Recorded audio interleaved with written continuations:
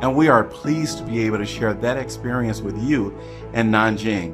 One of the benefits of our membership in the UNESCO's Creative Cities Network is the opportunity to join with other cities like Nanjing to share our words, our ideas, and our stories. Well, as our mayor just said, I would like to also offer my greetings from Iowa City, from one UNESCO city of literature to another. And I am so pleased to see so many people coming together from China and from the United States to study and learn together. Today, I'm deeply honored to kick off the Nanjing, Iowa City joint workshop, Creative Writing and East-West Ecologies. Iowa City is a window of literature, still shining brightly today. We are confident that our joint workshop will make a great success.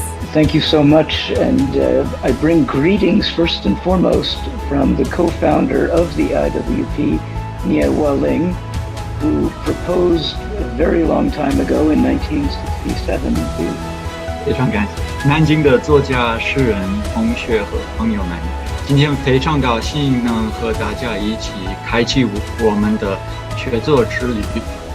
今天来参加这个诗歌工作坊，我觉得这个收获是非常大的。中美文学之都诗歌创意写作工作坊，我们来啦！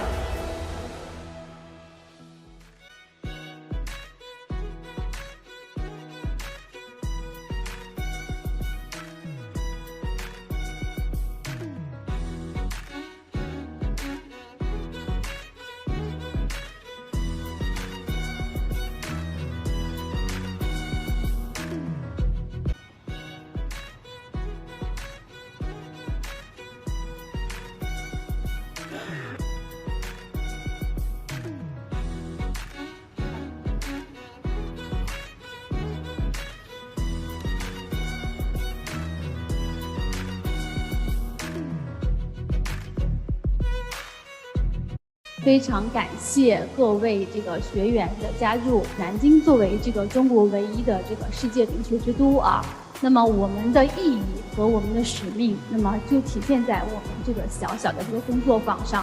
我是一名高校教师，同时也进行诗歌创作。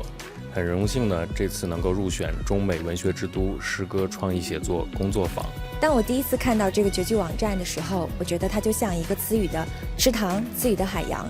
我们可以在这个词库当中去攫取有趣的或者合适的词语。通过这4周工作坊的学习啊，不论是进行文学创作，还是进行文学研究、文学批评，石江山教授的这个4周的工作坊，给予我们的启迪很大。